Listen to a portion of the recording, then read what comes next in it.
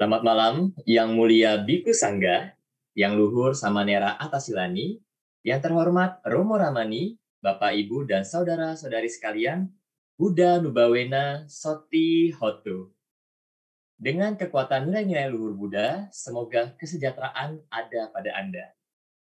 Perkenalkan, saya Nanda yang akan memandu acara pada malam hari ini. Apa kabarnya Bapak Ibu, Saudara-saudari sedama yang berbahagia?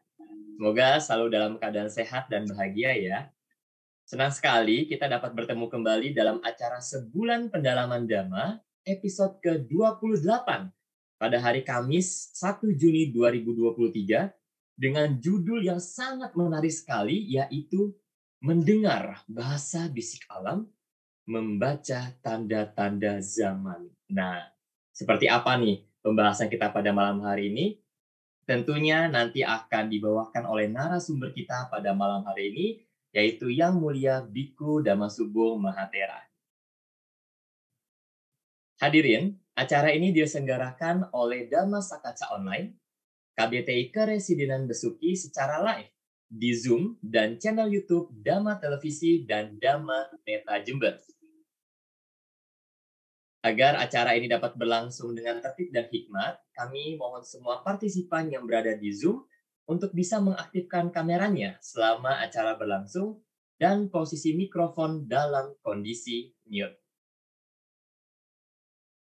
Bapak, Ibu, Saudara-saudari sedama, izinkan saya membacakan secara singkat susunan acara pada malam hari ini. Yang pertama, nanti kita akan menyanyikan lagu pembuka Kami Datang Bersujud, dilanjutkan dengan pembacaan nama Karapata, permohonan Pancasila, pembacaan Dhammapada, penyampaian materi oleh Bante, tanya jawab, foto bersama, penyerahan sertifikat, pembacaan Parita Patidana, pembacaan nama Karapata, dan penutup. Hadirin yang berbahagia, marilah kita menyanyikan lagu pembuka pada malam hari ini, Kami Datang Bersujud.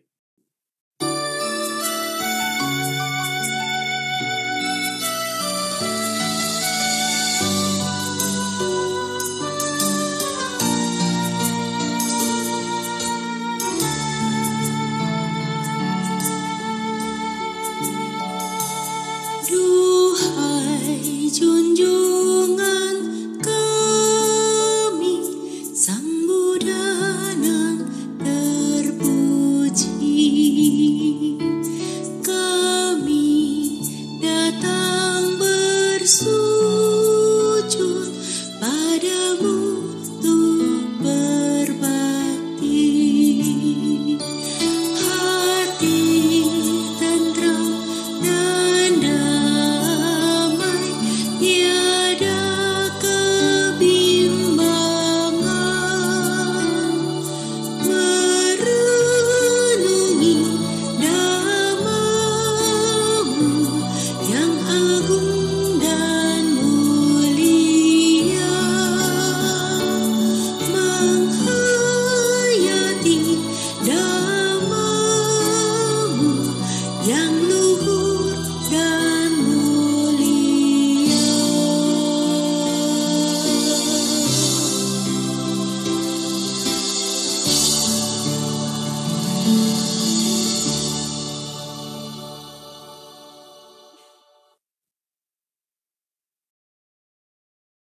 Selanjutnya, marilah kita membacakan nama Karapata yang akan dipimpin oleh moderator kita pada malam hari ini, Saudara Teddy. Kepada Teddy, kami persilahkan. Sukihoto, Romo Ramani, Bapak Ibu, Wandami Bante, mari kita menghormat kepada Buddha dan Dhamma Sangha sama-sama dan ikuti saya ya. Arahang Samma Sambuddho Bhagawa. Arahang Samma Sambuddho Bhagawa. Buddhang Bhagawantang Abhiwademi. Buddhang Bhagawantang Abhiwademi. Sang Bhagawa yang Maha Suci yang telah mencapai penerangan sempurna, aku bersujud di hadapan Sang Buddha, Sang Bhagawa. Swakato Bhagawata Dhammo. Swakato Bhagavata Dhammo Dhammang namasami. Dhammang Namasami. Dhamma telah sempurna dibabarkan oleh Sang Bhagawa. Aku bersujud di hadapan Dhamma. Supartipano Bhagavato Sawaka Sangho. Supatipanno Bhagavato Sawaka Sangho Sanghang namami. Sanghang Namami. Sangga siswa Sang Bhagawa telah bertindak sempurna. Aku bersujud di hadapan Sangga.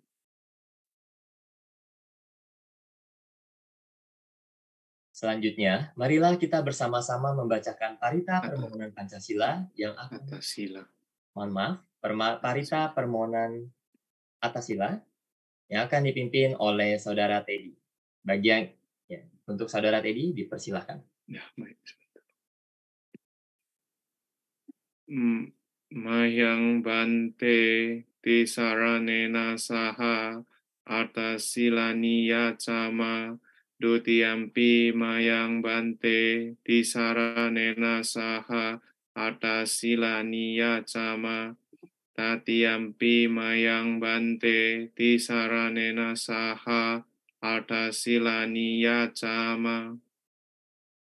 Yamahang Bandami Tang Wadita. Amma Bante. Namo tassa bhagavato arahato sama sambuddhassa. Namo tassa bhagavato arahato sama sambuddhassa. Namo tassa bhagavato arahato sama sambuddhassa. Namo tassa bhagavato arahato sama sambuddhassa. Namo tassa bhagavato arahato sama sambuddhassa. Namo tassa bhagavato arahato sama sambuddhassa. Buddhang saranang gacchami. Buddhang saranang gacchami. Dhammang saranang gacchami. Dhammang saranang gacchami. Sanghang saranang gacchami. Sanghang saranang gacchami. Dutiyampi buddhang saranang gacchami. Dutiyampi buddhang saranang gacchami. Dutiyampi dhammang saranang gacchami.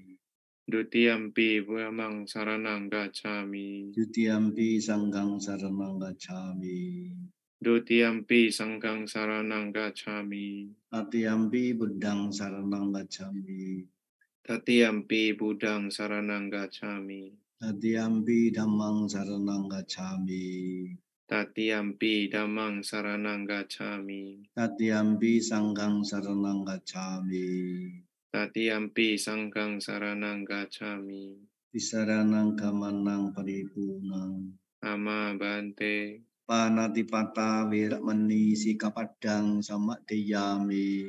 Panatipata Weramani Sikapadang Samadhiyami. Adinadana Weramani Sikapadang Samadhiyami. Adinadana Weramani Sikapadang Samadhiyami. Abrahmacaryang Weramani Sikapadang Samadhiyami. Abrahmacarya Weramani Sikapadang Samadhiyami.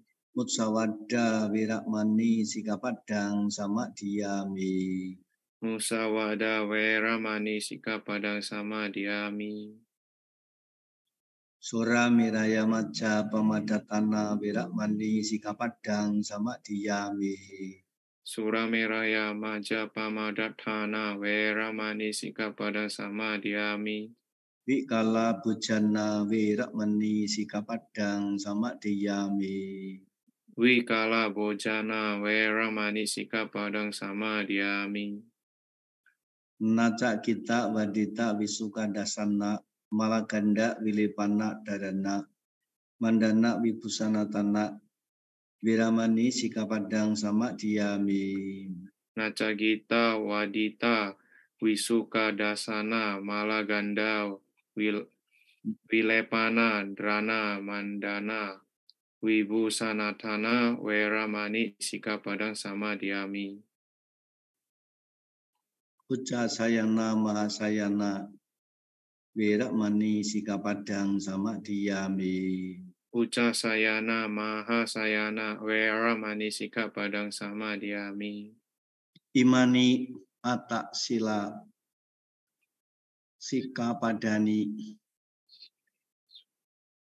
Nicak silang Sadugang Rakita Bani. Silena Sugating Yanti. Silena Boga Sampada. Silena Niputing Yanti. Tasma silang Wisoda ye. Ama bante sadu sadu sadu. Pembacaan Syair Dhammapada Piyawaga Kecintaan. Sing ladasana sampanang dhammatang sajawe dinang atano kamakuba nang tang jano gurute piang. Artinya, barang siapa sempurna dalam sila dan mempunyai pandangan terang, teguh dalam dhamma, selalu berbicara benar, dan memenuhi segala kewajibannya, maka semua orang akan mencintainya. Sadu, sadu, sadu. Anumodana Bu Tari sudah membawakan syair Dhammapada yang sangat baik. Satu pengingat untuk kita, dan tadi kita sudah meminta 8 sila ke Bante juga. Nah, kita akan hari ini punya topik yang sangat menarik, mendengar bahasa bisik alam, membaca tanda-tanda zaman. Nah, untuk itu kita lihat dulu profil dari narasumber kita malam hari ini. Nah, Bante bernama Biku Dhammasubhamatera, penabisan Samanera 11 Maret 1985 di Padepokan Dhammadippa Arama Batu Malang, penabisan Biku Pasampada 27 Desember 1986 di Wat Bowo Rani West Wihara Bangkok, Thailand. Saat ini Bante berdomisili di Wihara Wisma Sangga Theravada Indonesia Pondok Labu, Jakarta. Nah, pengalaman organisasi dalam Sangga Theravada Indonesia 2000 hingga 2003 dan 2003 hingga 2006 selaku Ketua Umum Sangga Nayaka, 2006 hingga 2011 Ketua Dewan Sesepuh Teranayaka. Penghargaan Bante 2003 gelar Sasanwan Sadajad oleh Samagri Dhammakota Sri Lanka, 2005 Guru Besar Filsafat Nation Indonesian Movement, 2006 Indonesian Best Educator of the Year dari Kementerian Tenaga Kerja dan Kementerian Perindustrian Republik Indonesia. Nah, Bapak Ibu, kita akan hari ini akan berbincang-bincang dengan Bante, dan silakan Bapak Ibu yang punya pertanyaan yang di Zoom boleh. Di Zoom dan di YouTube kita berikan fasilitas hanya mengetikkan pertanyaannya, nanti akan kami sampaikan kepada Bante, akan kita tanyakan. Nah, silakan hari ini Bapak Ibu yang memiliki kesempatan ya bertanya kepada Bante ini, jarang. Dan topik hari ini juga sangat menarik. Sehingga untuk ditanyakan, untuk didiskusikan, kita mengundang Bante. Dami Bante, selamat malam Bante. Ya, selamat malam. Ya, Bante, hari ini topiknya sangat menarik nih Bante. Nah, dari judulnya ini juga sangat menarik. Mendengar bahasa bisik alam, membaca tanda-tanda zaman. Nah, hari ini juga kebetulan 1 Juni 2023, kebetulan ketepatan hari ini adalah hari lahirnya Pancasila. Nah, bagaimana menurut Bante untuk mengawali diskusi kita ini, bahasa bisik alam itu, nah, bagaimana, apa sih tanda-tanda zaman yang sudah Bante lalui beberapa dekade ini juga, begitu loh Bante. Dan dikaitkan dengan, ya, hari ini kebetulan hari lahirnya Pancasila juga Bante.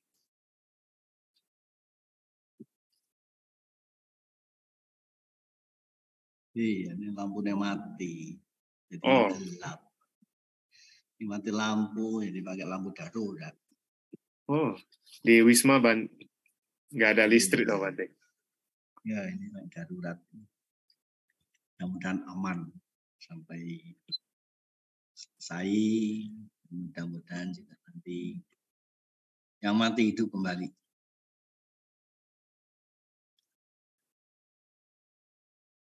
Baiklah, jadi yang namanya bahasa bisik alam. Alam ini juga punya bahasa. Alam juga punya bicara. Alam punya kata-kata. Hanya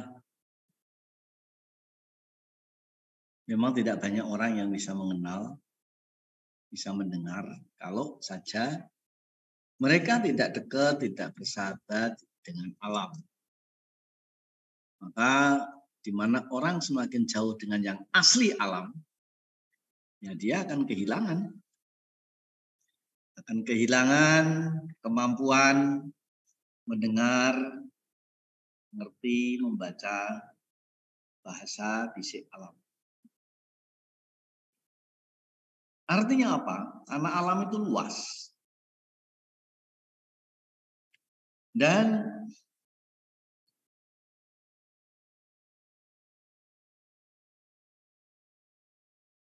mempunyai banyak bahasa.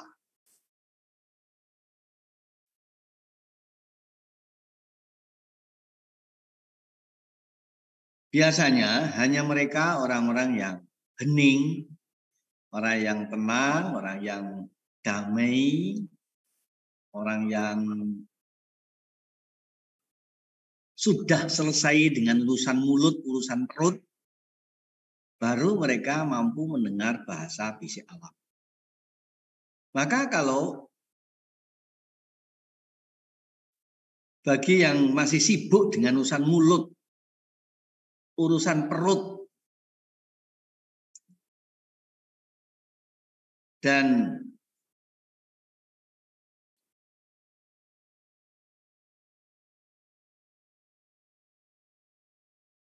atasnya lutut, wah itu jangan mimpi. Mimpi saja jangan. Akan bisa membaca bahasa bisik alam. Bahasa bisik alam itu biasanya singkat, tapi padat dan jujur.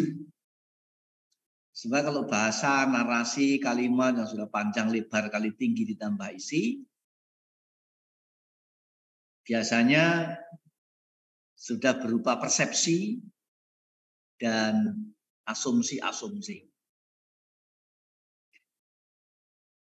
Maka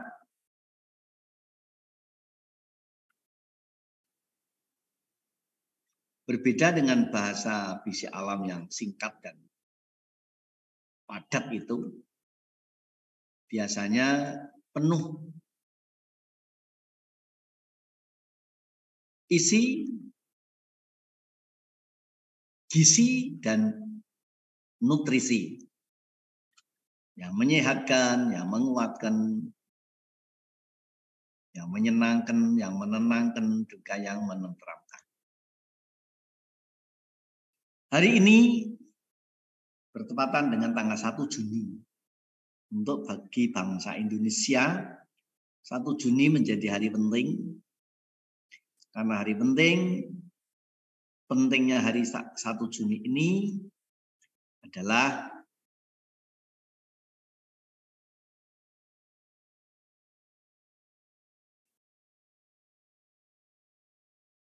hari lahirnya Pancasila. Hari Pancasila. Ya. Kalau tidak salah. Ya. Nah, kebetulan Pancasila negara dengan Pancasila Buddhis itu meskipun beda kalimat, tetapi satu rasa, satu esensialitas, satu misi visi yang sama. Tujuan utamanya adalah bercita-cita luhur mencapai tingkat kemuliaan hidup dan kehidupan makhluk hidup. Itu tujuannya. Nah, Pancasila negara Republik Indonesia, sila pertama adalah ketuhanan yang Maha Esa. Pancasila Buddhis, sila yang pertama adalah Panatipata Wiramani Sikapadang Samadhyami. Yang mana artinya bertekad, saya bertekad, berlatih diri, menghindari pembunuhan makhluk hidup. Nah, hidup itu sinonim dengan Tuhan. Karena kalau nggak hidup ya artinya ya tidak mengenal Tuhan. Hanya mereka yang hidup-hidup itu yang mengenal Tuhan. Coba kalau sudah mati, apakah bisa ngomong Tuhan? Ya, iso toh. Nah, saudara sekalian, Sang Buddha menemukan butir-butir sila ini juga pada saat kesendirian, pada saat berada pada titik ketenangan yang mendalam. Dari titik ketenangan yang mendalam dalam keadaan kesendirian itulah Sang Buddha membaca, mendengar bahasa bisik alam.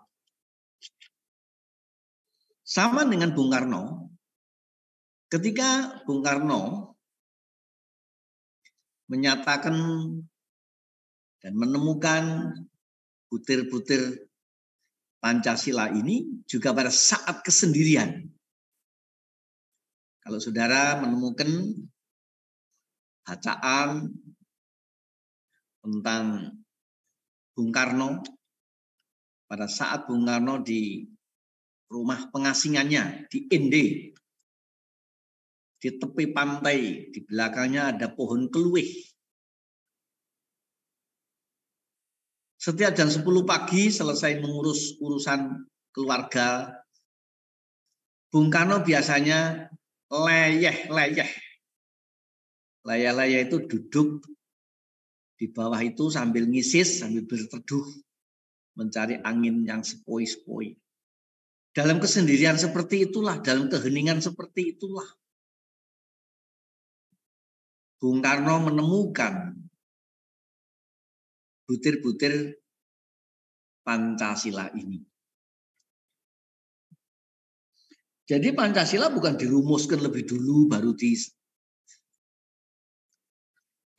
dituliskan, bukan. Tapi Pancasila ditangkap dari bahasa bisik alam.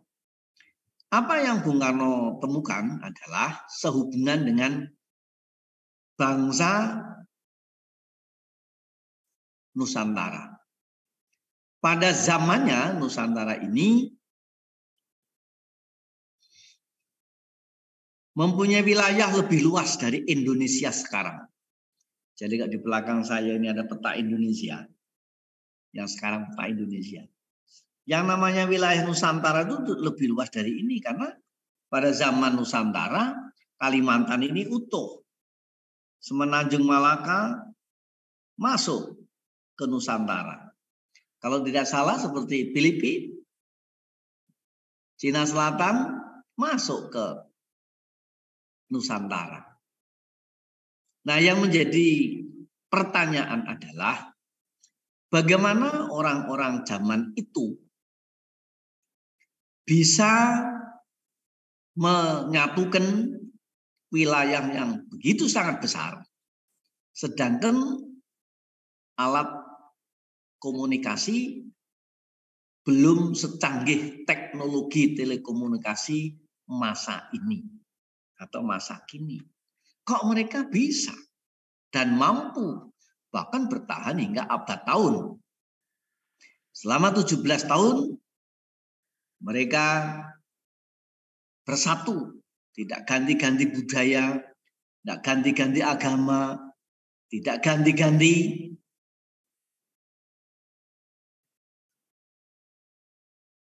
ideologi. Lalu apa yang menyatukan mereka itu? Melalui perenungan yang sangat mendalam, dapat ditemukan bahwa mereka bersatu dalam bentuk kesepakatan. Semua sepakat, semua setuju. Dari kesepakatan yang disetujui itulah akhirnya menghubungkan, menyambungkan, dan menyatukan semuanya. Apa yang mereka sepakati adalah bahwa hidup itu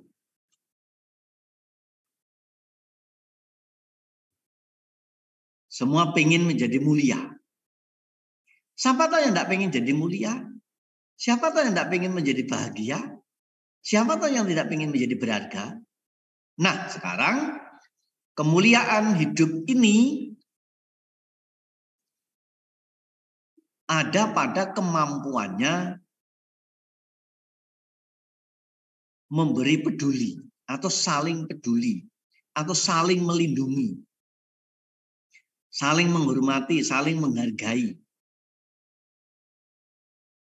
Di sanalah kemuliaan hidup terbangun. Jadi ada istilahnya saling tolong menolong. Maka kalau tolong menolong ini sudah hilang, apalagi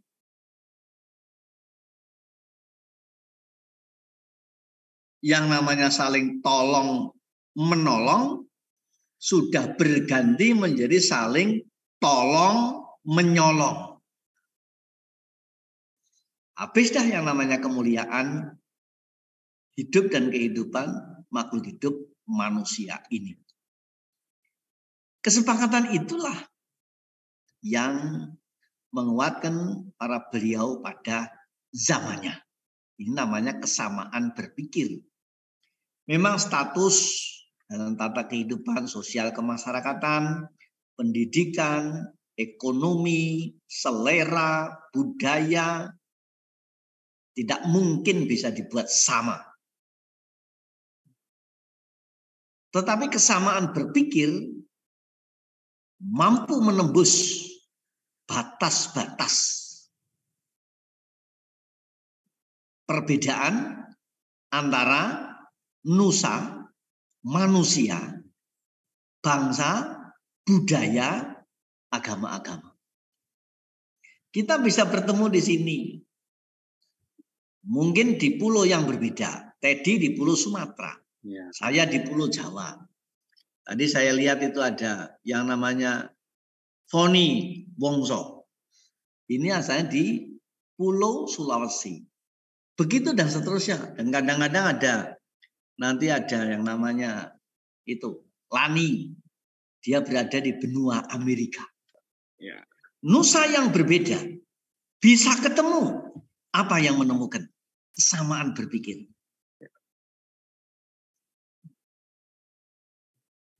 Nusa, manusia, bangsa, budaya, agama-agama. Maka dari itu, kalau kesamaan berpikir ini hilang, menjadi berbeda-beda pemikiran, jangankan sesama manusia yang tinggal di satu tempat yang sama, agama yang sama, hanya karena beda pemikiran, mereka tidak akan bisa bertemu, apalagi bisa berkekuatan. Itulah hebatnya. Dan itu semua sudah mencakup yang namanya tanda-tanda zaman. Maka kalau orang-orang yang peka mengamati yang namanya zaman itu diwarnai oleh orang. Maka istilah saya, setiap orang ada zamannya, setiap zaman ada orangnya.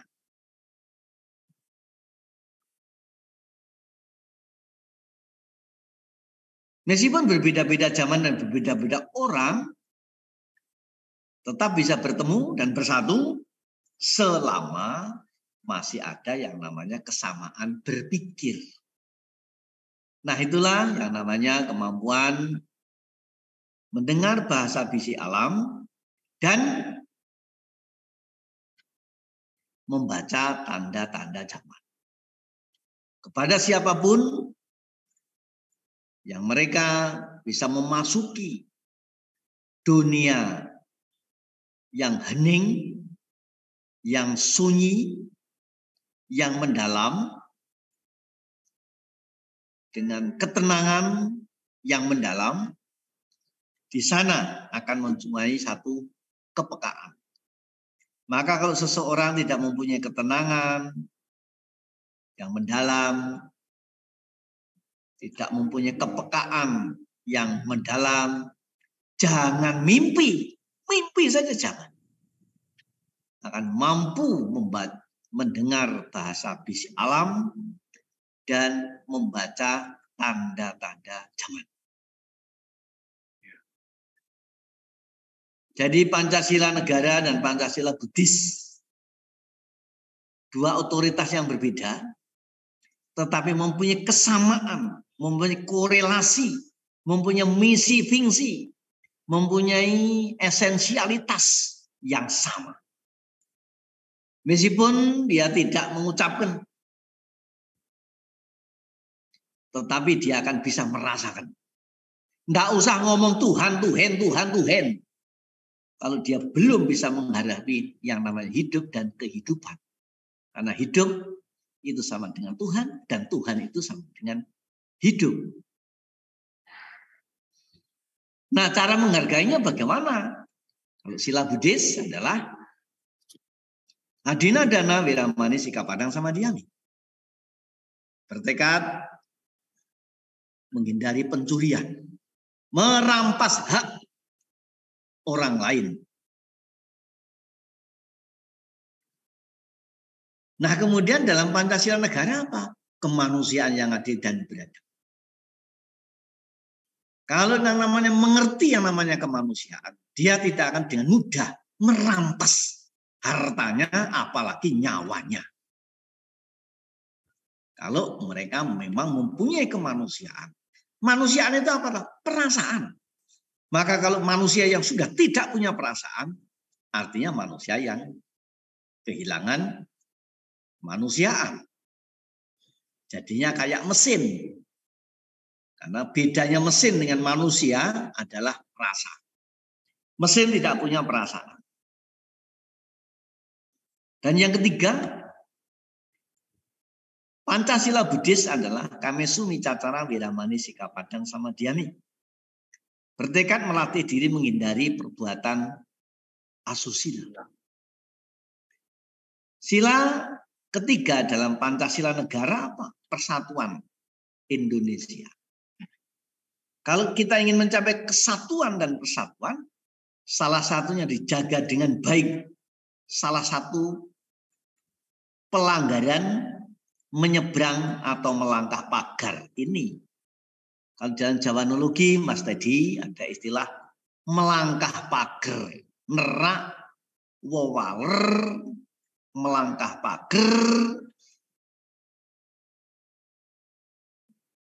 Nah, namanya apa? Ngerusak pagerayu. Jadi orang yang itu namanya ngerusak pagerayu.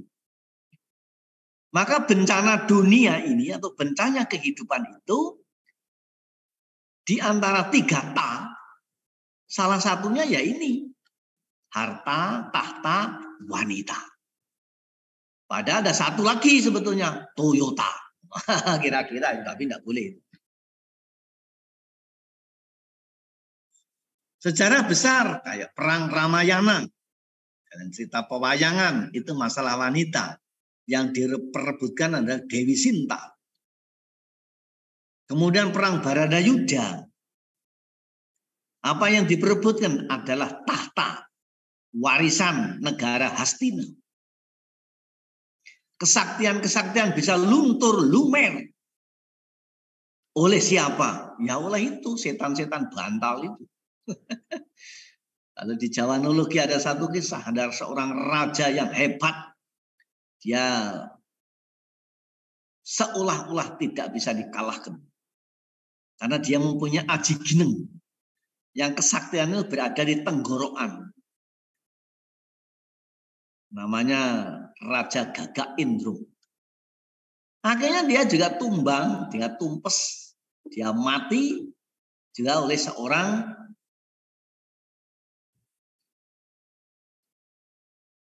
yang disebut itu tadi. Nah, karena itulah dengan taat sila ketiga berarti akan menjadi satu persatuan yang kokoh. Yang keempat, musawadah, wiramani, sikapadang, sama diami. Musawadah, wiramani, sikapadang, sama diami, saya bertekad menghindari kebohongan. Supaya tidak bohong harus musyawarah. Makanya sila keempat pada Pancasila negara adalah intinya permusyawaratan. Dengan ketemu, dengan berkumpul, dengan berunding, dengan temu muka, temu bicara, dan temu karya. Tujuannya apa? Untuk menyamakan antara satu dengan yang lain. Agar tidak selisih paham. Kalau selisih paham menjadi bencana. Alasannya salah paham atau gagal paham. Padahal itu bukan salah paham, pahamnya yang salah. Supaya tidak salah maka dibicarakan, dirundingkan di satu tempat yang sama, di satu meja yang sama, di satu waktu yang sama. Sehingga tidak mudah lagi diduga ada reduksi-reduksi, kekurangan sana sini. Loh kamu dulu kan dengar, kamu kan juga ada di situ. Itulah gunanya bermusyawarah. Untuk menghindari kebohongan. Sila kelima dan Pancasila Buddhis, Suramiraya Maja Pamadatana Wiramani Sikapadang sama diami. Pancasila negara, keadaan sosial bagi seluruh Indonesia. Nah, artinya apa? Suramiraya Maja artinya menghindari mabuk-mabukan. Oleh karena siapapun yang mabuk itu akan hilang kesadaran.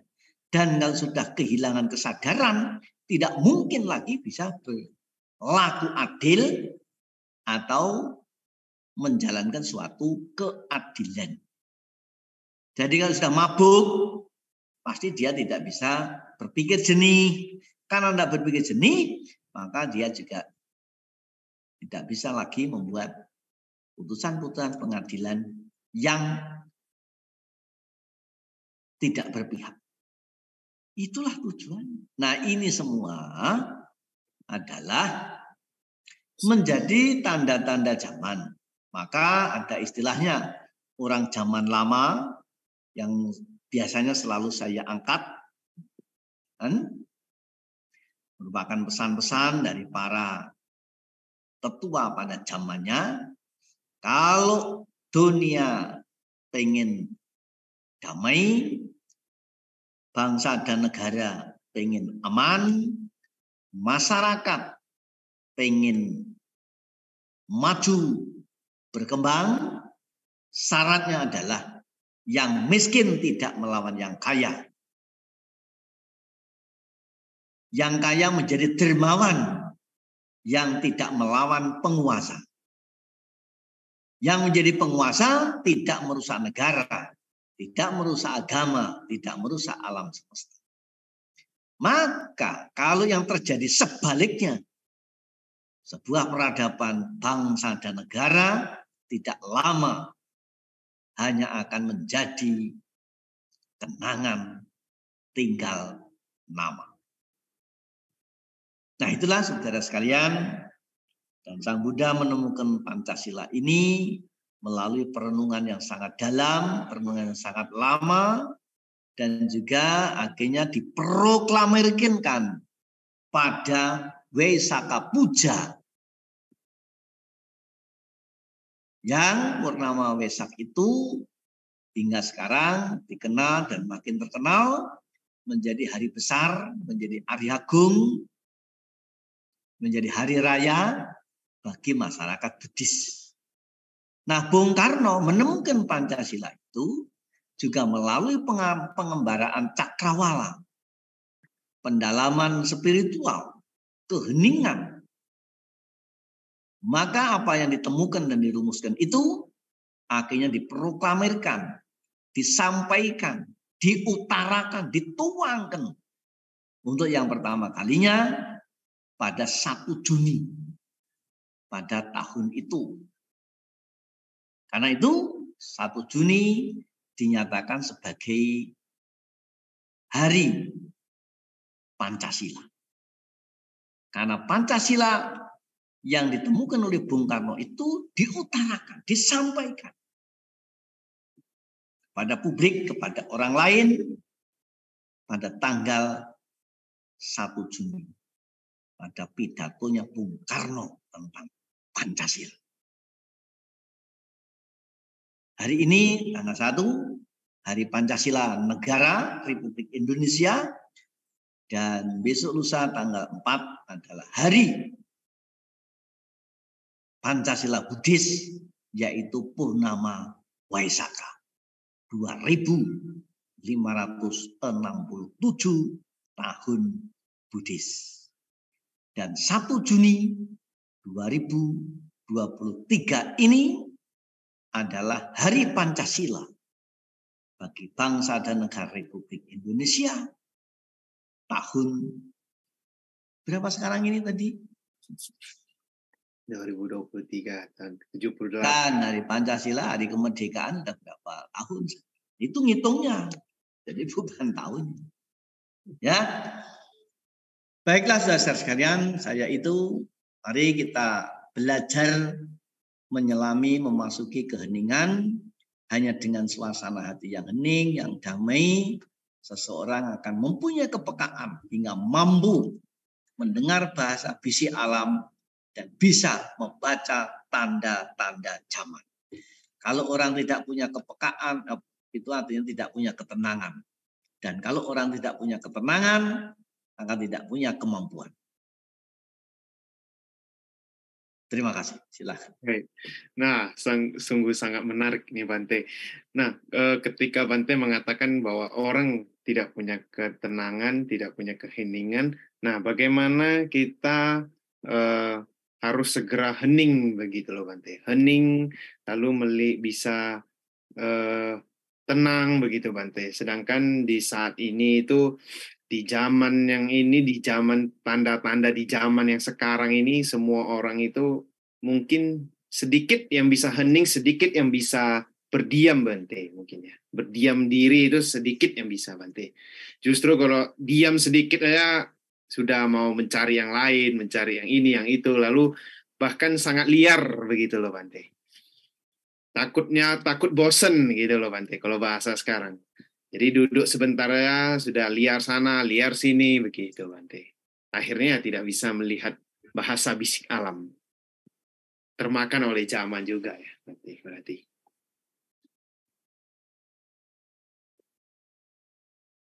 Ya, lalu apa masalahnya? Nah, gimana Bante supaya bisa hening, duduk tenang, yang kalau di Dhamma itu samadhi begitu ya Bante. Sila dan samadhinya harus bagus ya Bante. Ya, kalau mau gampang dalam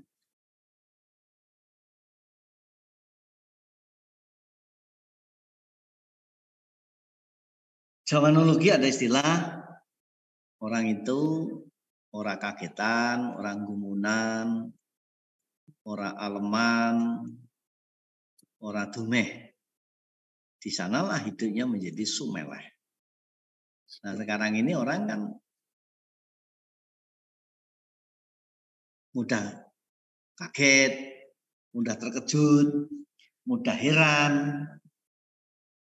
Apalagi di dunia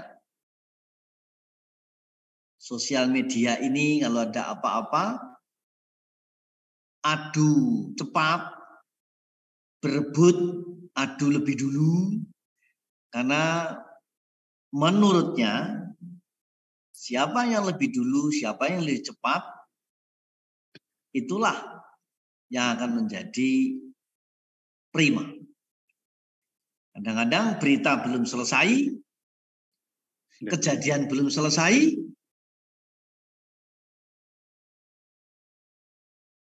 sudah disiarkan. Loh, saya ini pernah ngalami terjadi loh tadi. Oh, iya, berapa tahun yang lalu. Belum musim WA, belum musim BlackBerry zaman itu. Masih musim SMS.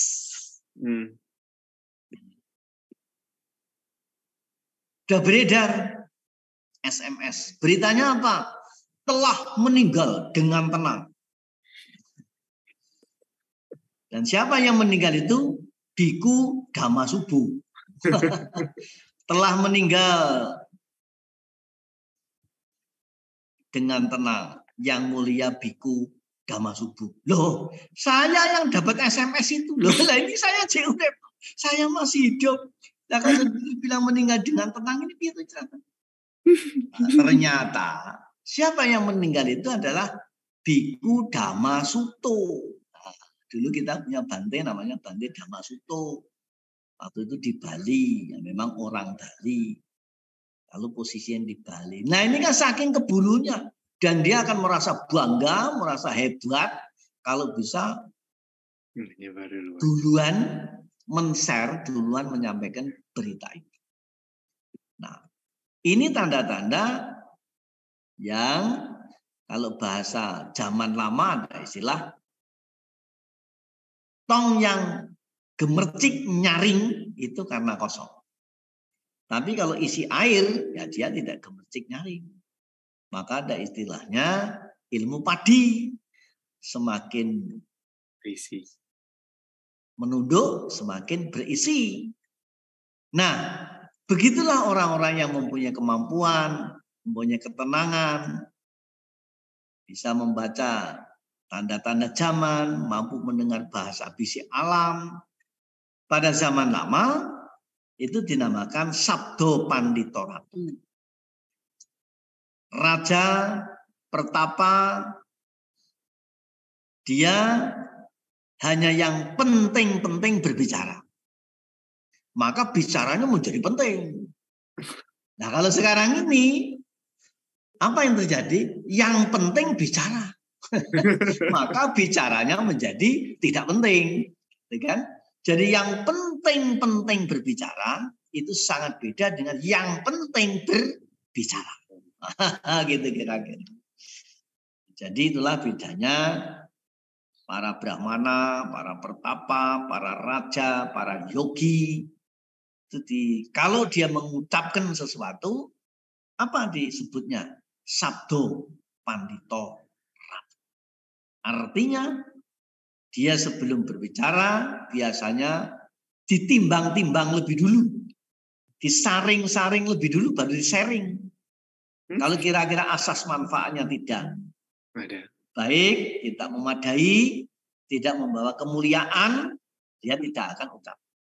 Maka Sang Buddha setelah menemukan apa yang dicari, itu tidak serta-merta langsung diberitakan ke sana ke sini.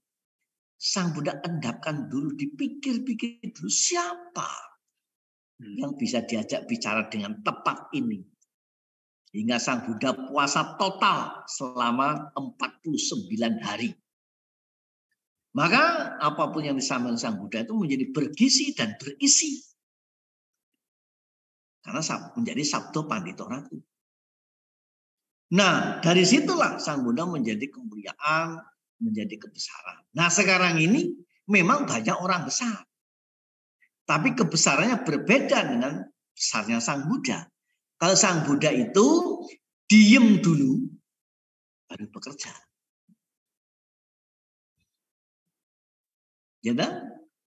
Nah, kalau sekarang ini bekerjanya belum, ngomongnya udah duluan. Ngomongnya sudah duluan. Kira-kira begitu. Kira-kira. Ya, baik. Berarti ini banyak pertanyaan yang masuk. Jadi mungkin ada pertanyaan nih. Bagaimana seorang perumah tangga yang masih sibuk dengan urusan mulut dan urusan perut yang tadi seperti Bante bilang itu, tapi bisa mencapai kesucian seperti yang ada tertulis di dalam Dhamma. Bagaimana Bante? Apakah mungkin orang yang masih sibuk dengan mulut dan urusan perut itu bisa mencapai kesucian? Ya, kalau dia sudah mencapai pasti dia tidak sibuk dengan urusan mulut dan urusan perut. Karena selama masih sibuk dengan urusan mulut, urusan perut, enggak kan? Ya, tidak akan mencapai. Jadi kalau dia sudah mencapai, artinya sudah selesai urusan mulut, urusan perut. Karena seperti Sotapanna bisa dicapai para perumah tangga. Sakadagami bisa, Anagami bisa, Arahat pun bisa. Hanya di dalam kisah-kisah sutta, ini kalau bicara sutta ini mesti konfirmasi dengan ahli-ahli sutta, kita ini kan bukan ahli sutta. Gitu kan? Kalau bukan pertapa, bukan menjadi biku, lalu mencapai arahat, dia akan mau hidupnya hanya selama 7 hari sejak mencapai. Mengapa? Karena kalau dia sudah mencapai suasana hati, kualitas arahat, itu nggak cocok lagi dipakai hidup dalam kehidupan awami. Nah, karena para arahat ini sudah menemukan kunci rahasia kehidupan, sudah bisa membuka berangkas rahasia kehidupan, maka kapan saja mau mati bisa dilakukan. Karena itulah kalau tidak menjadi biku, dia hanya bertahan, hanya sanggup, hanya mau selama 7 hari. Seperti Raja Sudodana. Pada kisahnya saat terakhir sakit keras, kemudian Sang Buddha pulang dan langsung menemui Raja Sudodana di tempat peristirahatannya, lalu berdiskusi Dhamma. Dari hasil diskusi itu Raja Sudodana mencapai pencerahan, mencapai arahat, mencapai kemurnian. Maka 7 hari kemudian Raja Sudodana meninggal. Begitulah.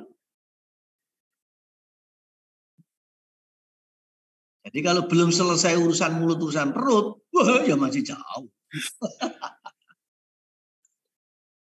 Ya, masih. Nah, ini Bante ini ada pertanyaan menarik ini dari Saudara Heri. Alih-alih membaca tanda-tanda zaman, manusia itu lebih tertarik membaca ramalan-ramalan, Bante. Seperti Feng Shui, supaya ramalan berkah, Feng Shui, tarot, dan lainnya. Dan ramalan cuaca, sampai ramalan cuaca. Nah, bagaimana pandangan Bante? Terus mendengar bisik-bisik tetangga juga. Berarti belum selesai urusan perut dan urusan mulutnya itu, Bante. Nah, itu banyak namanya baca ramalan, baca tarot, Yaitu memang bukan dunianya orang yang membaca tanda-tanda zaman atau mendengar bahasa bisik awam. Orang yang berkemampuan membaca tanda-tanda zaman dan mendengar bahasa bisik awam, dalam bahasa filsafat, orang yang mempunyai keterampilan dalam hal introspeksi dan mawas diri. Sehingga dia itu lebih banyak berbicara dengan dirinya sendiri dibanding berbicara dengan dirinya orang lain. Nah, bahasa umum namanya mawas diri. Nah, yang umum memang mawas dirinya orang lain, bukan dirinya sendiri. Sudah mengawasi dirinya orang lain disertai dengan segala tuduhan-tuduhan. Ya tak? Jadi memang beda. Nah, sekarang baca tarot, baca peta kehidupan. Banyak orang dikasih petunjuk begini, begitu, bukono begini. Dan kenyataannya apa? Yang membaca seumur hidup begitu-begitu saja. Nah, kalau memang bisa, kenapa tidak dirinya sendiri dibaca supaya jadi laupan? Pada hari-hari baca terus kok nggak jadi laupan? Kok hanya jadi laulek? Nah, gimana coba? Itu toh. Nah, jadi memang beda ketika membaca peta kehidupan, membaca tarot, membaca pekji, membaca primbon, membaca apalagi, beda dengan membaca tanda-tanda zaman. Beda. Dan kalau itu dia membaca orang lain, tapi sudah mencapai kemampuan, bisa kok dibaca. Apa tanda-tandanya? Orang-orang tertentu, jika masih sulit, bisa solid. Tapi begitu sudah mulai banyak duit, saling jepit-menjepit. Ya kemampuan membaca. Ya kan? Jadi di mana-mana, apa perumah tangga, apa perkumpulan, ya perkumpulan apa saja, ketika masih sulit, bisa solid. Tapi begitu mulai banyak duit, saling jepit-menjepit. Itulah yang mudah dibaca. Ya, itu juga tanda-tanda zaman. Kadang-kadang Tuhan itu juga ngomong dengan saya, aduh, biku, saya itu kadang-kadang juga berpikir-pikir ngadepi orang-orang ini, semua minta, sudah dituruti, ya, tapi permintaannya nggak pernah selesai-selesai. Dulu dikasih sedikit, kurang. Sekarang dikasih banyak, tidak cukup. Nah, saya tanya, lah bagaimana toh itu masalahnya Tuhan? Gitu. Nah iya toh. Gitu. Dulu ketika masih sulit, dikasih sedikit, kurang. Malu. Minta lagi. Lalu saya kan banyak kok nggak cukup. Karena itu dulu ketika masih sedikit, istrinya 1, anaknya 5, kan kurang. Lalu dikasih banyak, loh kok masih nggak cukup. Nah dia menikah lagi, jadi memang nggak cukup. Gitulah kira-kira. Begitu juga yang namanya kura-kura.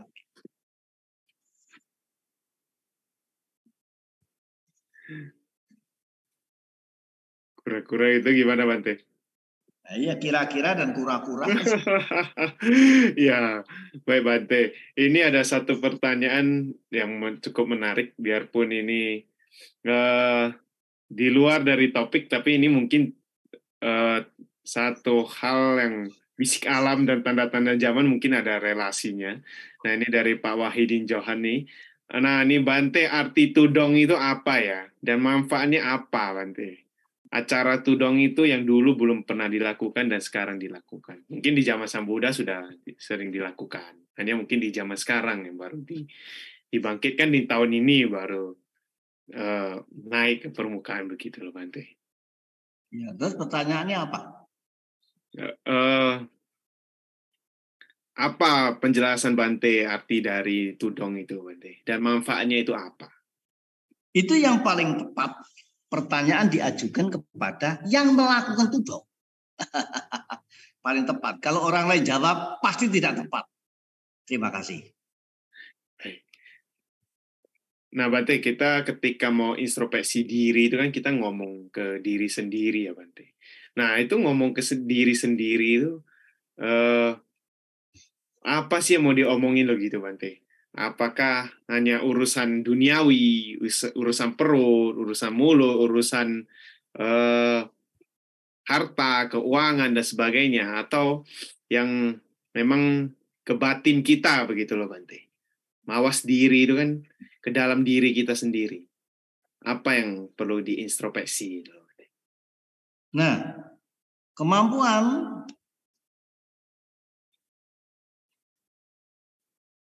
membaca, berbicara dengan diri sendiri, itu salah satu contoh saja ya. Ketika kita itu sembahyang, bermeditasi, atau tirakatan, diem. Itu kan waktunya tidak berbicara dengan orang lain, tapi berbicara dengan dirinya sendiri. Cobalah bertanya kepada diri sendiri, kenapa dan kenapa? Selama ini, kalau ada sesuatu, selalu mencari sebab musababnya itu dari luar.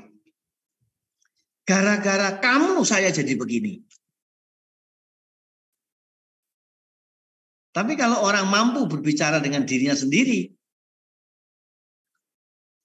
saya jadi begini bukan karena kamu. Mungkin kamu memang ikut andil, tapi sekian persen. Sekian persen lainnya itu dari saya. Contohnya, ada orang berjalan di satu tempat atau di lantai berjalan. Karena dia tidak punya perhatian, tidak melihat jalan dengan baik, sembrono, matanya itu jelalatan sana sini, hingga akhirnya dia kepleset kulit pisang. Apa yang terjadi? Pasti marah. Gara-gara kamu ini sembarangan buang kulit pisang, saya jadi kepleset kayak begitu. Kan gitu. Nah, itulah yang orang biasa namanya mengawasi dirinya orang lain, bukan mengawasi dirinya sendiri.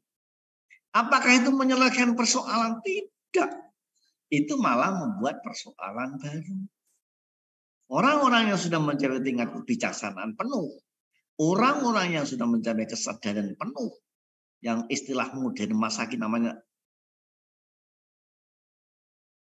mindfulness. Jadi kesadarannya full, penuh, tidak kurang. Kalau ada kejadian apa-apa, dia diam dulu, pikir dulu. Apa ini sebabnya? Sebabnya apa ini?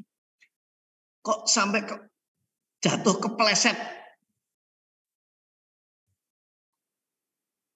dengan kulit pisang? Yang salah siapa?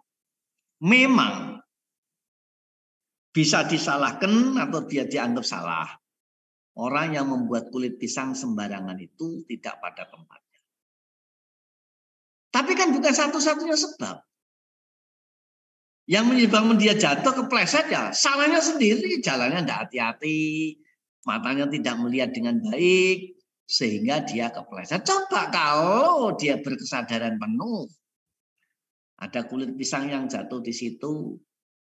Malah dipungut, diamankan. Dia aman tidak kepleset. Dan juga membantu banyak orang. Tidak membuat persoalan baru. Itulah yang namanya kemampuan mendengar bahasa bisik alam.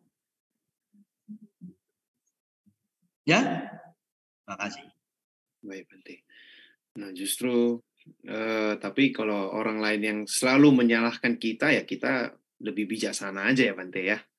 Artinya kalau ketika kita disalahkan oleh orang lain, ya kita lebih memilih diam introspeksi diri lagi.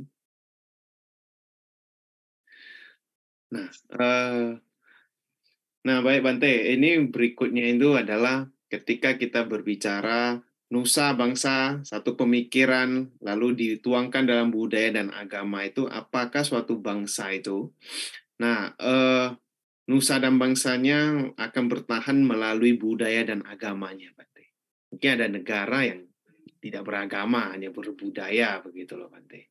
Ada agama, tapi mungkin kepercayaan, begitu loh, Bante. Nah, apakah negara tersebut itu, apakah bangsa tersebut itu akan berada di setiap zaman dalam peradaban dunia ini? Gitu. Ya, ini kalau berbicara itu kan ya masalah peradaban itu menyangkut wilayah akademik, historis, kultural, jadi seni, budaya, dan seterusnya. Saya pernah mengatakan barangkali, kalau masih ada yang ingat, negara, bangsa, atau peradaban yang utuh apabila bangsanya tidak melupakan sejarah nasional, sejarahnya sendiri. Yang kedua, rakyatnya tidak meninggalkan seni sastra budaya nasional, yaitu budaya sendiri atau budaya kearifan lokal. Dan ini bisa dibuktikan dalam sejarah peradaban bangsa-bangsa di dunia ini. Saya pernah diajak seminar dan satu meja, dan beliau itu sekarang sudah pada mendiang, salah satunya kayak Cak Nurkolis Majid, kemudian Bapak itu Dawang Raharjo dan seterusnya. Beliau Muslim. Siapa yang tidak kenal Cak Nurkolis Majid? Apa masih diragukan kemuslimannya? Tapi beliau mengatakan, dalam konteks sejarah peradaban, yang kalau Bante Dhamma Subhu mengatakan bangsa yang utuh, negara yang utuh apabila bangsanya tidak melupakan sejarah, rakyatnya tidak mengenal seni sastra budaya sendiri, itu bisa ditelusuri. India, Cina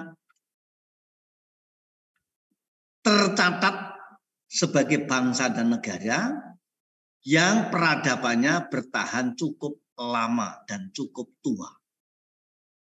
Apa yang bertahan? Apa yang mempertahankan itu? Adalah salah satunya adalah seni, sastra, budaya, lalu sejarah.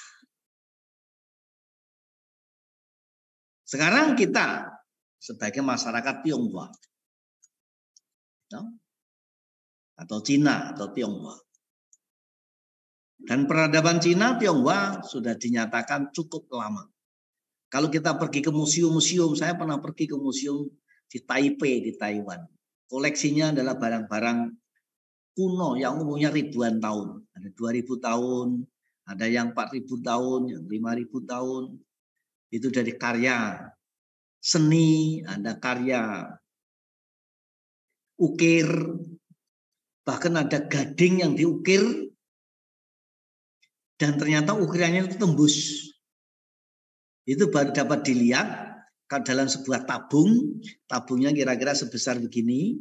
Ini ternyata di dalamnya, di atasnya ini adalah kaca pembesar. Kalau dari samping sini kelihatannya cuma satu batang korek api.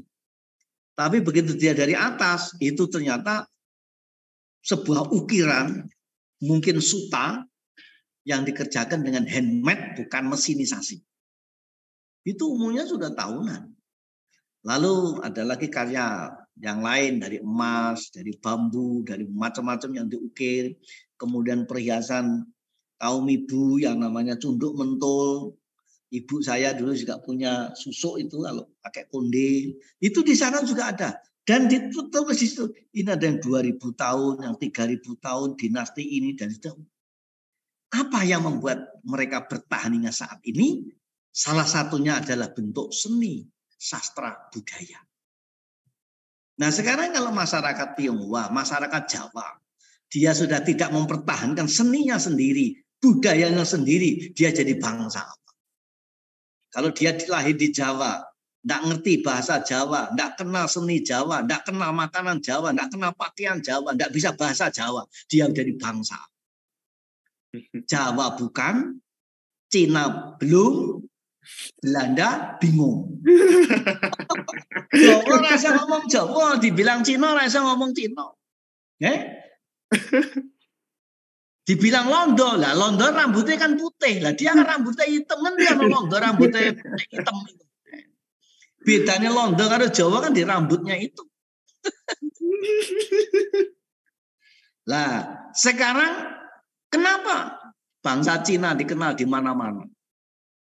Hingga saat ini masih dikenal, semakin terkenal. Padahal peradaban Cina sudah tercatat ribuan tahun yang lalu. Salah satunya apa? Adalah budaya, seni, sastra, merawat sejarah.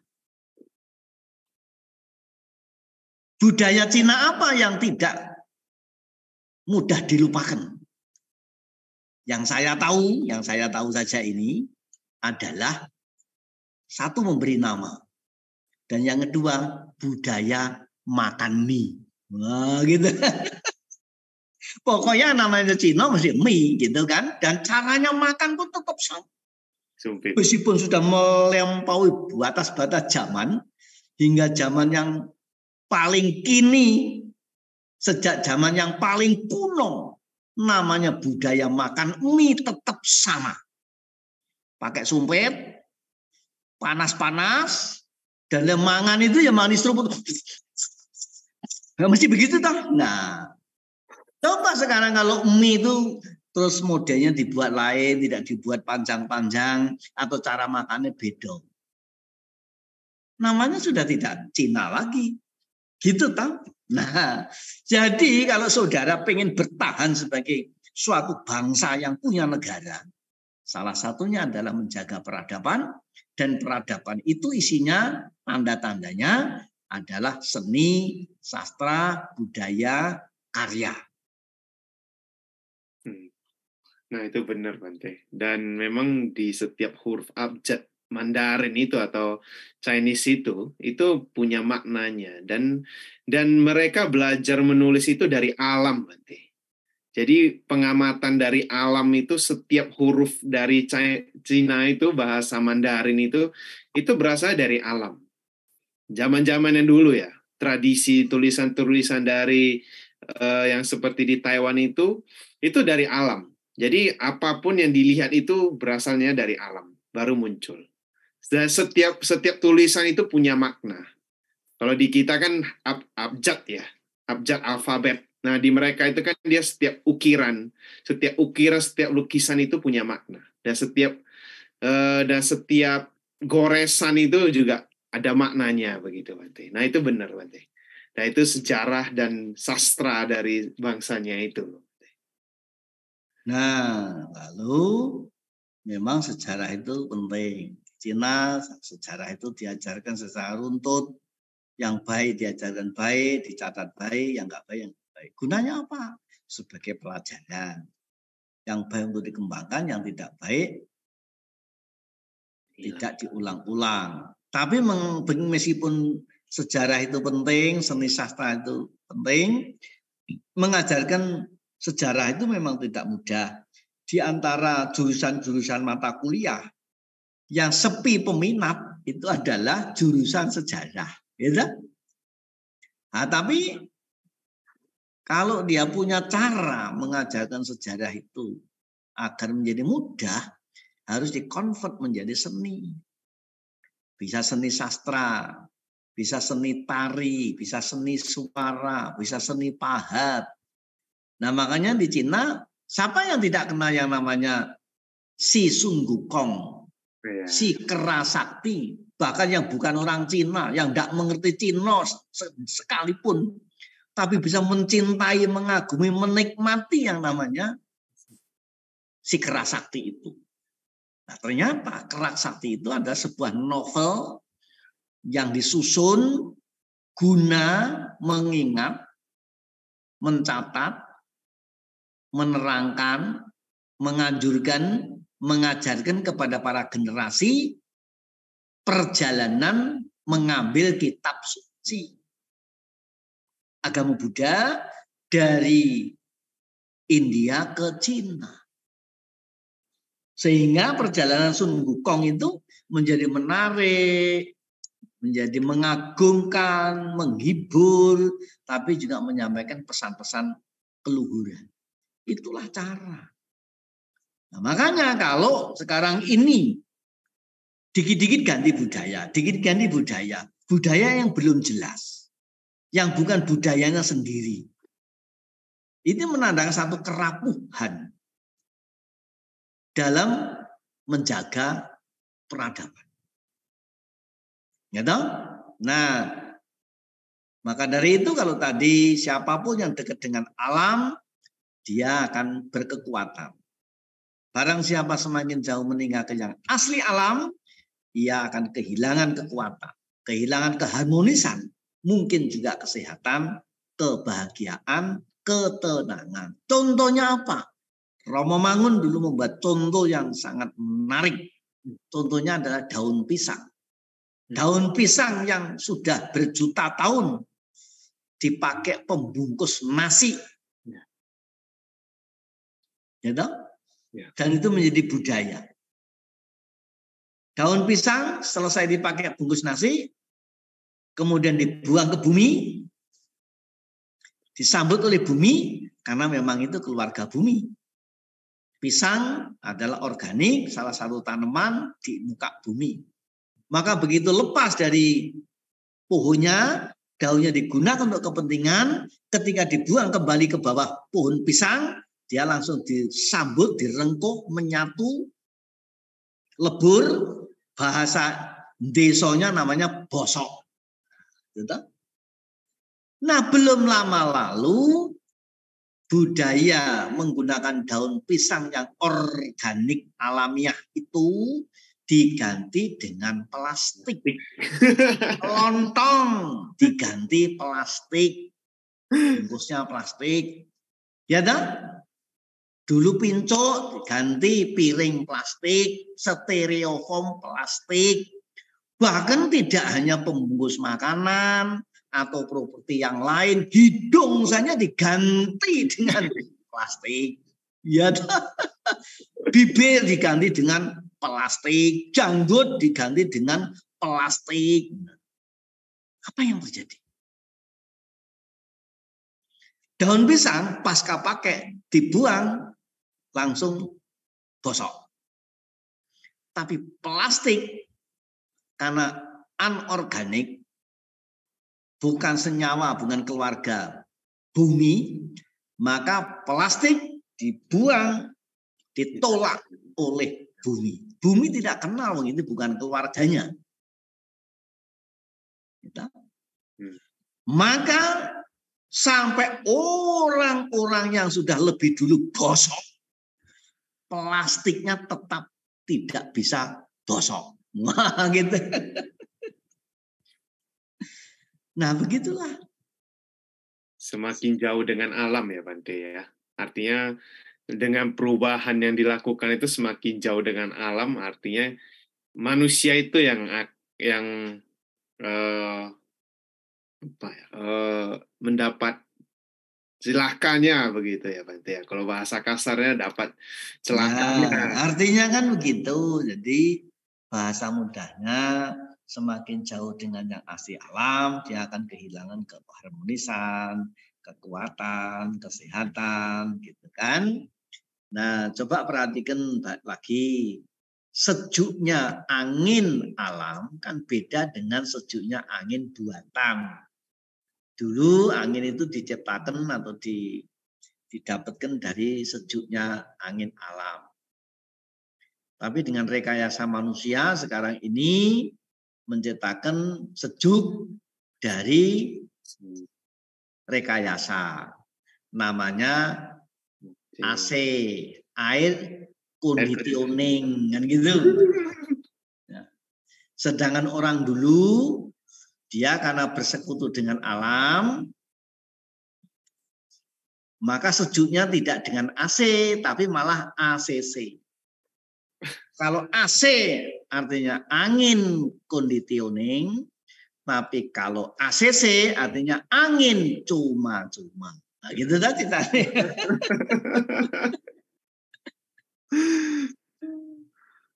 Menarik, Bante.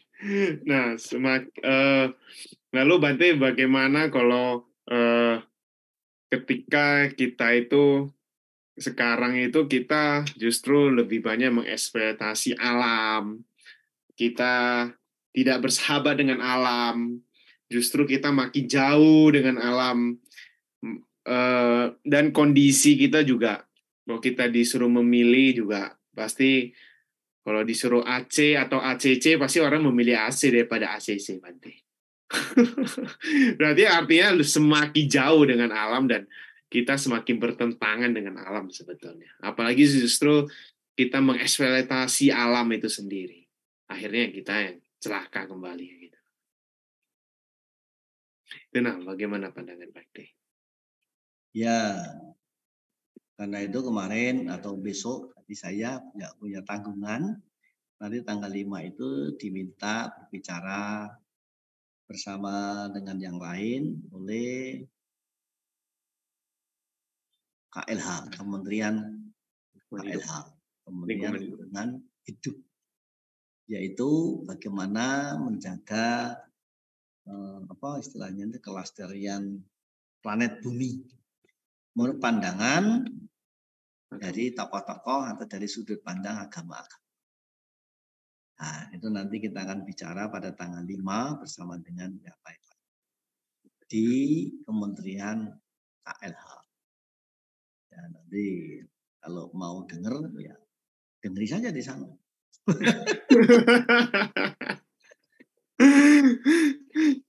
Ya, baik Bante. Nah, untuk umat Buddha sendiri, Bante.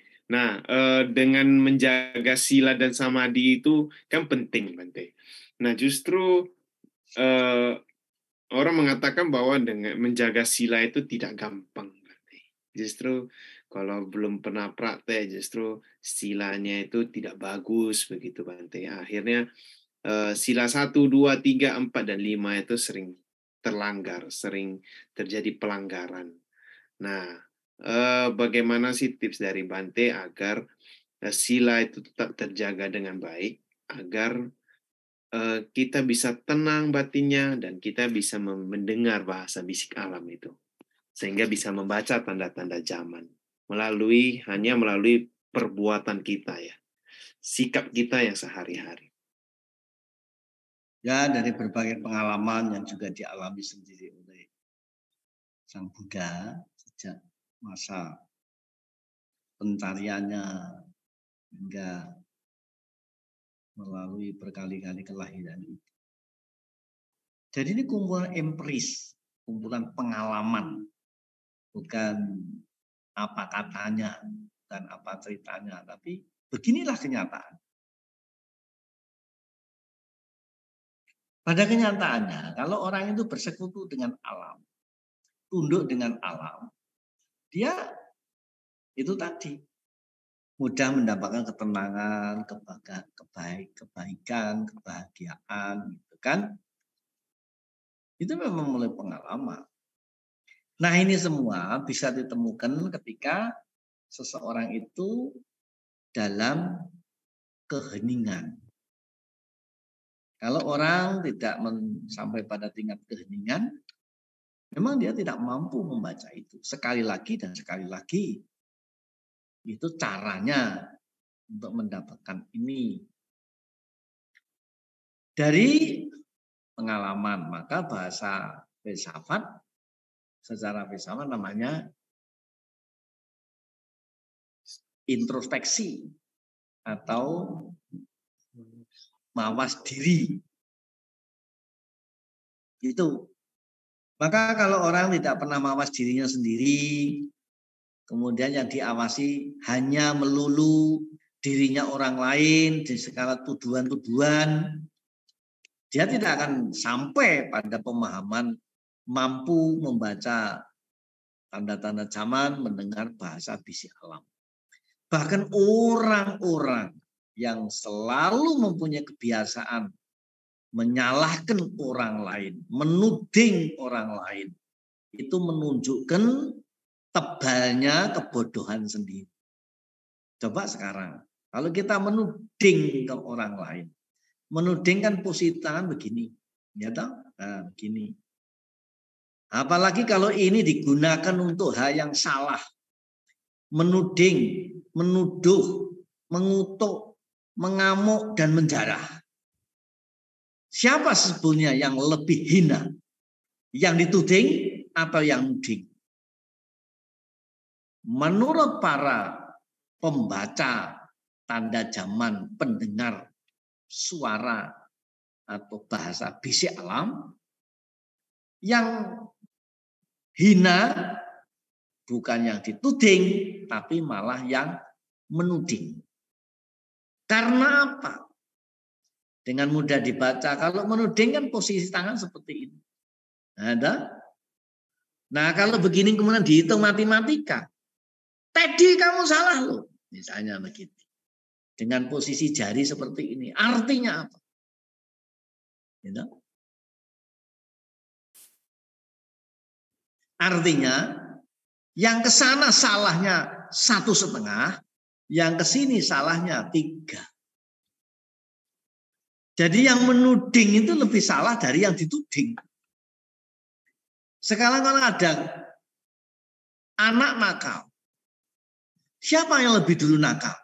Pasti ayah ibunya atau gurunya. Maka itu kalau ada anak yang sukses, yang dicari orang tuanya, ini anaknya siapa kok bagus banget.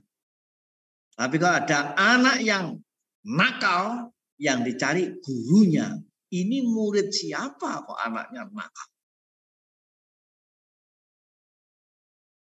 Nah karena itulah mari kita belajar mengamati yang namanya tanda-tanda zaman. Mendengar bahasa bisik alam. Dan kalau itu mampu menjadi kemampuan, itulah yang namanya mencapai kebijaksanaan.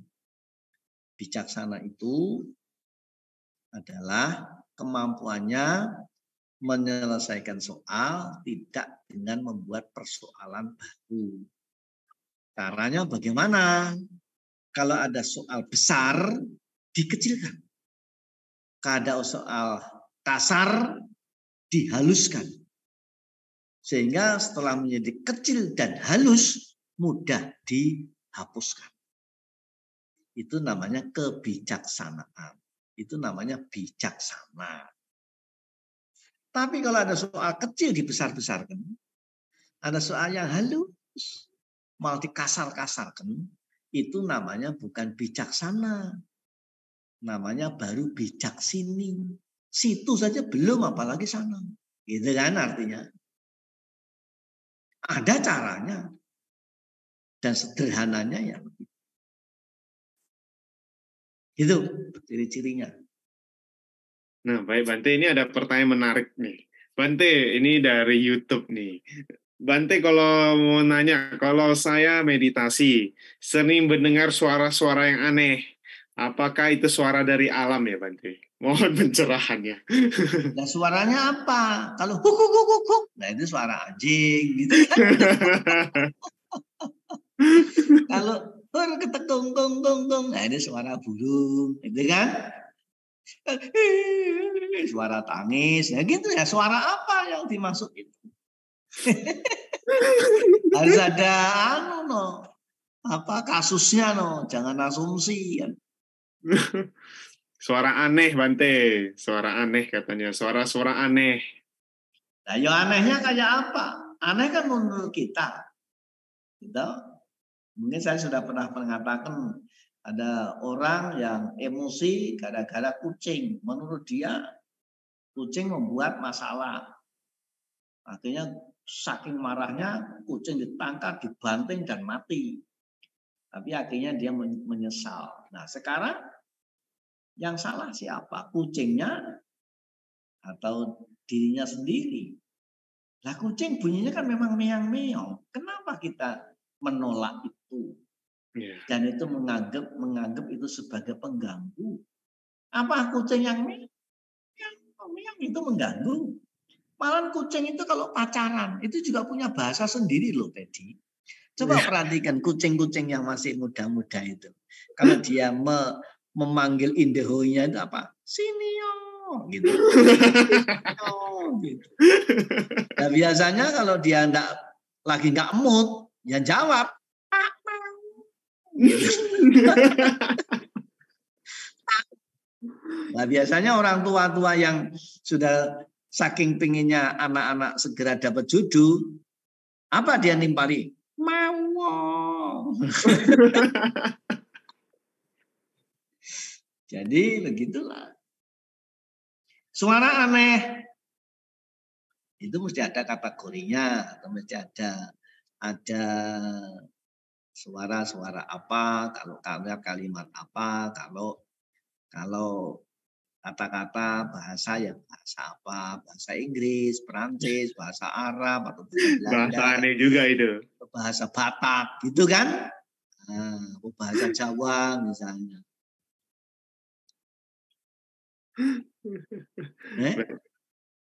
Ya, baik Bante. Nah, Bante, boleh sharing sedikit Bante dengan perbedaan zaman Bante itu kan cukup banyak ya Bante. Artinya Bante sudah melalui banyak peradaban, banyak zaman, banyak kisah. Nah, zaman-zaman apa yang paling berkesan untuk Bante dan apakah tentu setiap tanda zaman itu kan berbeda-beda Bante hingga sekarang. Dari dulu hingga sekarang perubahan itu kan sangat dinamis, selalu berubah-berubah. Nah, apa sih kesan Bante dan mungkin pesan Bante yang bisa disampaikan kepada kami sehingga kami bisa belajar bahwa tanda-tanda zaman itu setiap zaman berubah. Lalu setiap zaman itu kita bisa belajar banyak hal. Begitu, Bante. Ya.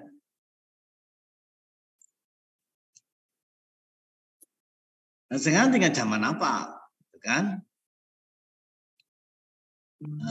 Nanti zaman pemilu, politik. Ya, zaman pemilu nanti ya mesti tanda-tandanya ada kampanye, ada orang yang banyak memasang baliho, gambar-gambar gitu kan. Makanya kalau dulu zaman saya masih kecil, orang tua-tua selalu pesan, "Nak, hati-hati kalau melakukan perjalanan, kalau lewat di bawah pohon-pohon besar itu harus hati-hati. Kalau perlu permisi," gitu. Nah, dulu kita tidak mengerti. Ngertinya setelah tua ini. Oh, ternyata di bawah pohon-pohon itu apa yang ada di sana? Fotonya caleg-caleg. Nah, gitu. Hati-hati loh di sana itu, gitu. Tapi juga harus berdoa, permisi, maaf kalau ada yang salah. Juga didoakan, oh ini toh para calon tetap. Semoga tidak hanya menjadi tetap calon. Loh, itu doa itu.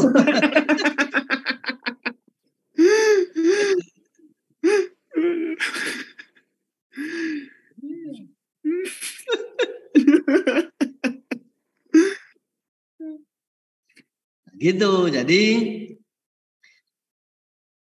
apa yang bisa mengantarkan survival, ketahanan hidup itu adalah elastisitas ego.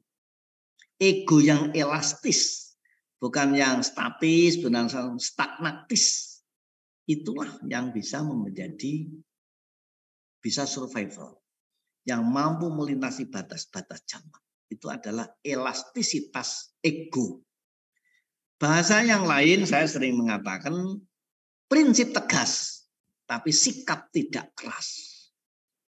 Dan itulah Sang Buddha. Sang Buddha itu berbeda prinsip, tidak mau bergeser barang 1 mili. Tapi kalau berbicara sikap, Sang Buddha itu sangat elastis, sangat cair. Sampai Sang Buddha tidak punya musuh. Saking semuanya diterima sebagai sahabat, meskipun beda pendapat, apalagi beda pendapatan, itu pun tidak dijadikan persoalan. Loh sekarang ini dikit-dikit dijadikan persoalan. Nah, kalau berbicara agama, misalnya gara-gara beda agama, jadi persoalan. Sudah sama-sama agama, tapi beda Tuhan, jadi persoalan. Sudah sama agama, sama Tuhan, beda majelis, jadi persoalan. Sudah sama majelisnya, tapi beda kedudukannya, jadi masalah. Sudah sama kedudukannya, beda pendapatnya, jadi masalah. Sudah sama Tuhannya, sama agamanya, sama majelisnya, pendudukannya, sama jabatannya, sama pendapatnya, beda pendapatannya, jadi masalah. Gitu kan? Jadi memang kalau orang itu nawaitunya membuat masalah, apa saja bisa jadi masalah kan? Gitu. Nah, Sang Buddha kan cita-cita semoga semua makhluk berbahagia. Jadi apapun yang dirumuskan oleh Sang Buddha, endingnya adalah bahagia. Dari dirinya sendiri, senang melihat orang lain senang. Karena ada orang yang senang melihat orang lain susah. Itu karena gangguan jiwa. Kalau tidak salah, orang yang kena gangguan neurotik, gangguan otaknya itu yang tidak stabil, dia senang melihat orang lain susah. Ada lagi orang yang susah melihat orang lain senang. Karena dia sendiri tidak pernah senang. Dia tidak punya bayangan senang itu kayak apa. Dan yang paling lebih banyak lagi adalah sudah tahu dirinya susah, masih menyusahkan orang lain. Nah, itu. Sang Buddha adalah motonya senang melihat orang lain. Nah, elastisitas ego inilah yang membuat siapapun itu bisa survival di segala zaman. Zaman yang berbeda sekalipun, dengan elastisitas ego, dia dengan kelenturan jiwa, dia bisa bertahan. Itu pengalaman saya. Makanya kalau saya ditanya, Bante, selama perjalanan yang sekian lama tahun, dari waktu ke waktu, dari kota ke kota, dari desa ke desa, dari negara ke negara, dari wihara ke wihara, dari orang ke orang. Apa yang paling besar? Saya umumnya ya sama-sama. Lalu kalau tentang makanan apa yang paling besar? Menurut saya rata-rata. Karena kalau saya memaksakan harus seperti saya, sulit saya bergaul dengan orang lain. Tapi yang lebih mudahkan itu ya coba tak saya seperti Anda. Ada makanan yang tidak cocok, ya saya mencoba. Siapa tahu nanti dari cocok. Karena begitu menolak, begitu defend, sudah menjadi sumber masalah yang serius. Tapi juga kalau kita tidak punya prinsip, kita akan menjadi korban keadaan. Nah, karena itu prinsip tegas, tapi sikap tidak keras.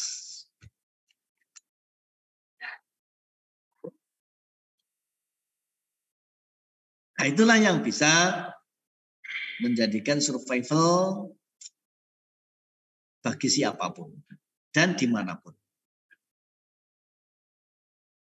Ya. Ya, baik. Sangat menarik, Bante. Nah, ini artinya ketika belajar itu berarti kita sebagai pemimpin juga, sebagai siapapun juga, kita harus tegas tetapi tidak keras dalam hal apapun juga. Dalam sebagai umat rumah tangga, juga dalam pekerjaan, dalam keluarga, dalam bermasyarakat, harus tegas tetapi tidak keras. Begitu ya, Bante. Nah, baik.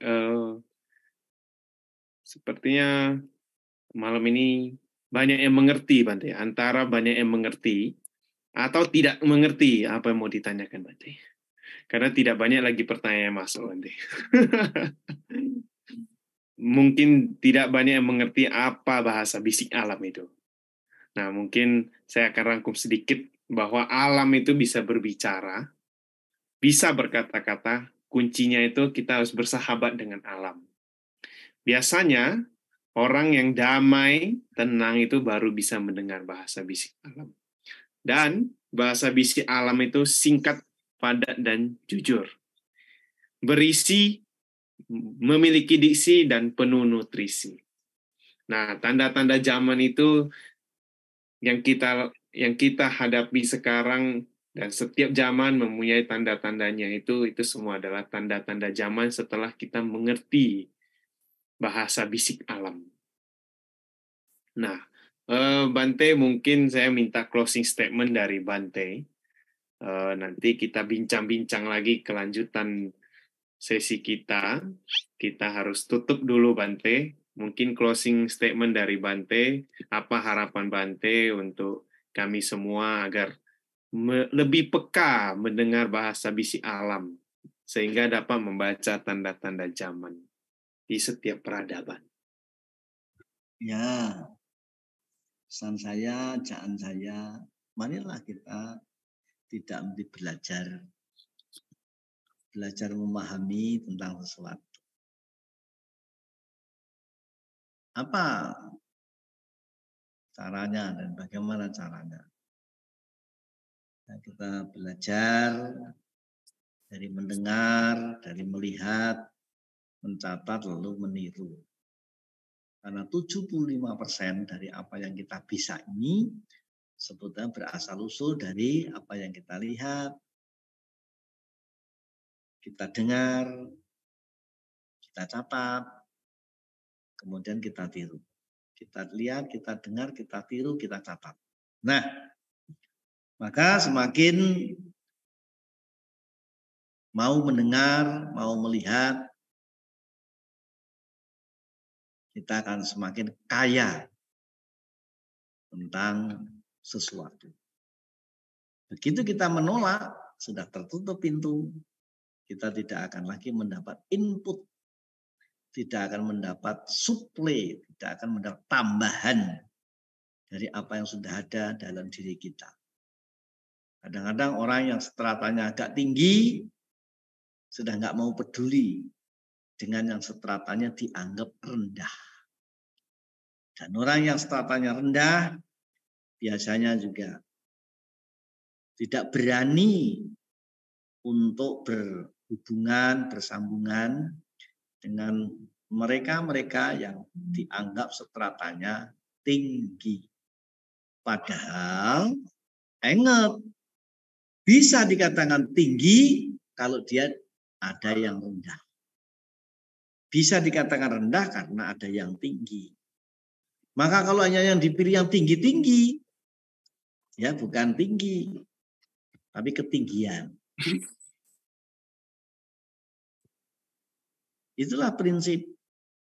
Dan itu sangat bermanfaat bagi siapapun yang ingin mencapai kemajuan. Ya, terima kasih. Baik, Anumodana Bante. Nah, baik. Baik Bapak Ibu semuanya, mari kita memberikan penghormatan kepada Bante. Saya akan mengucapkan Okasa dan semuanya mengucapkan Wandami Bante. Nah, izinkan saya mewakili Bapak Ibu yang di Zoom dan di YouTube. Okasa Wandami Bante. Bawatu sabba manggalang rakantu sabba dewatang sabba buddhanu pawinna sabba dhammanu pawinna sabba sanghanu pawinna satta soti bhavantu te. Sadu, sadu, sadu. Baik, Terima kasih. Selamat Waisak.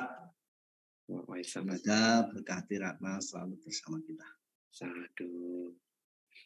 Nah, baik, saya kembalikan kepada peranata acara. Saudara Nanda, silakan saudara. Baik, terima kasih banyak Saudara Teddy, dan sekali lagi terima kasih banyak Bante Dhamma Subo untuk pemaparan materinya sangat luar biasa pada malam hari ini. Diskusi Dhamma yang sangat menarik sekali ya pada malam hari ini Bapak Ibu Saudara-saudari tentang bahasa bisik alam dan tanda-tanda zaman. Ini luar biasa sekali. Mungkin jarang nih kita mendengar topik seperti ini, dan pada malam hari ini tepat di 1 Juni 2023 yang bertepatan dengan hari lahirnya Pancasila, kita bisa mendengarkan topik yang luar biasa. Tentunya ini karma baik ya dari kita semua Bapak Ibu Saudara-saudari sekalian. Selanjutnya adalah penyerahan sertifikat kepada Yang Mulia Biku Damasubo yang akan diserahkan oleh Saudara Teddy. Kepada Saudara Teddy dipersilahkan.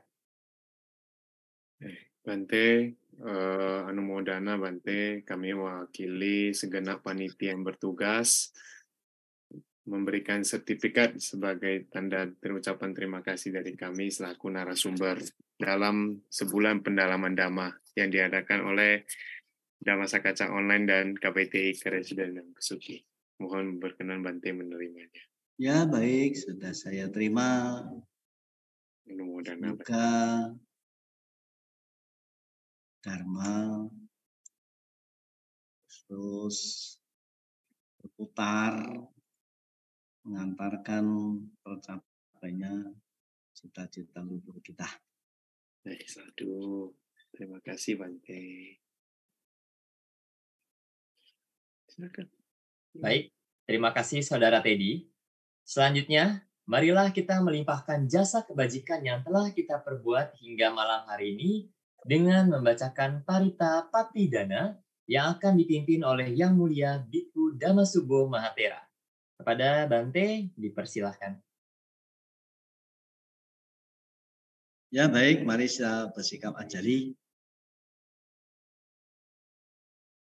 Punya sidani kata sayana yani kata nimiti sanja bagino untu santananda pamanaka yebiya gunawantaca mahyang mata pita dayuri tami capya ditambah anyi mancata wirino santa ditandi loka sameng de pemacatu yunika pancika catu kara samsaram tang bawa bawe nyatang ipati danami hanu mudan lute sayang yeci mangnang pancananti dewate sami wedeyong maya dinyana punyana hanu mudana hituna sapi santa santa untuk apiran suka jiwino imang badan jawa bondu desa sang si jatang subhang Sadu.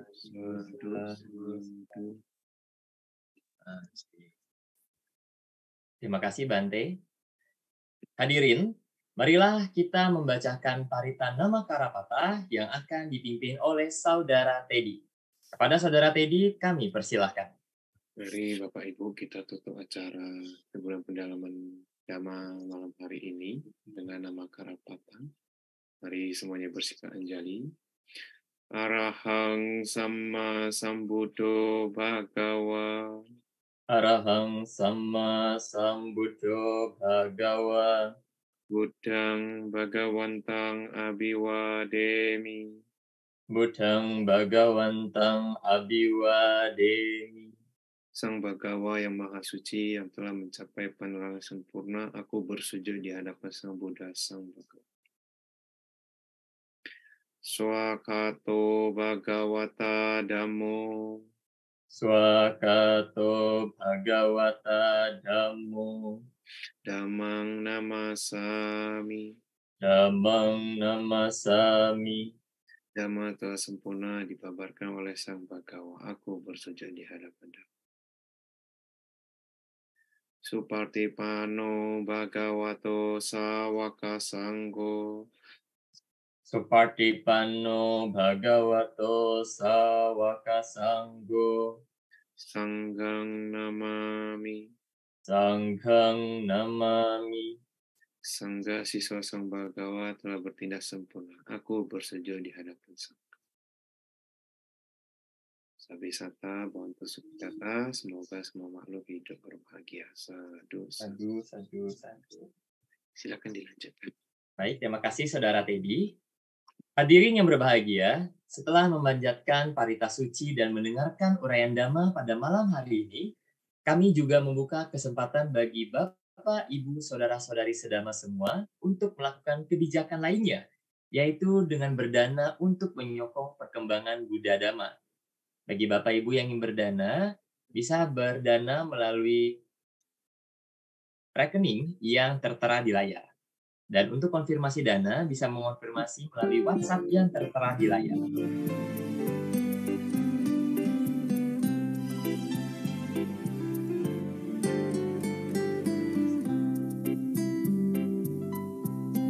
Bapak Ibu Saudara-saudari sedama yang berbahagia, SPD dan masa kaca online belum berakhir ya Bapak Ibu, karena besok masih akan ada SPD episode ke-29 dengan topik bagaimana nih cara mengatasi sampah dan bom. Tentunya topik ini sangat menarik sekali dengan narasumber pada esok hari yaitu Biku Damanjiwo. Dan pada episode ke-30 dengan narasumber Biku Teja Punyo Mahatera, topiknya adalah habis gelap terbitlah terang.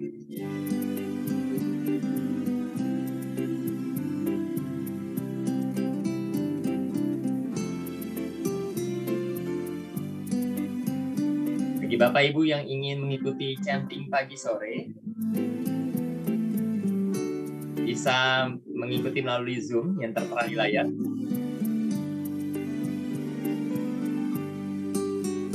Dan berikut adalah informasi mengenai batik Kinara Kinari, corak batik bernuansa Buddhis.